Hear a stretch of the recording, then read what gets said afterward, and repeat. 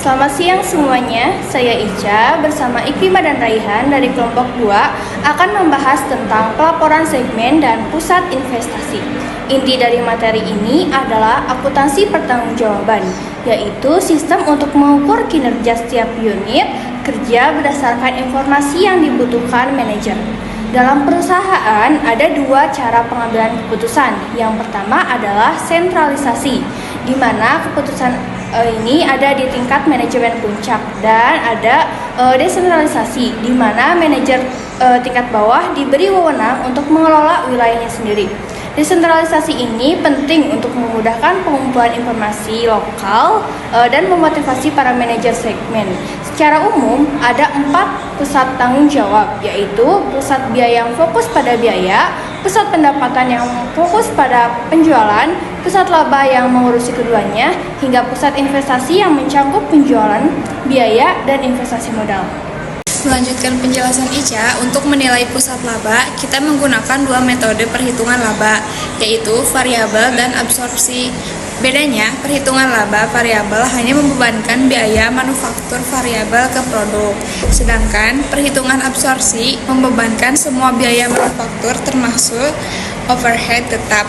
Perbedaan ini mempengaruhi laba bersih yang dilaporkan.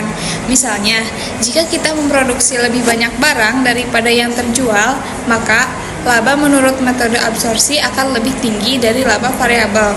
Selain itu, kita juga mengukur kinerja melalui ROI atau Return of Investment, yaitu laba operasi dibagi aktiva operasi rata-rata. ROI sangat berguna untuk mendorong manajer agar fokus pada hubungan antara penjualan, beban, dan investasi agar operasional perusahaan lebih efisien. Terakhir, selain ROI atau Return on Investment, ada metode laba residu dan EVA atau Economic Value Added untuk melihat nilai tambah ekonomi yang sebenarnya berdasarkan biaya modal aktual. Hal penting lainnya adalah harga transfer, yaitu harga yang ditetapkan saat satu divisi menjual komponen ke divisi lain dalam perusahaan yang sama. Bagi divisi penjual, ini adalah pendapatan yang meningkatkan laba dan ROI. Tapi bagi divisi pembeli, ini adalah biaya yang menurunkan laba dan ROI.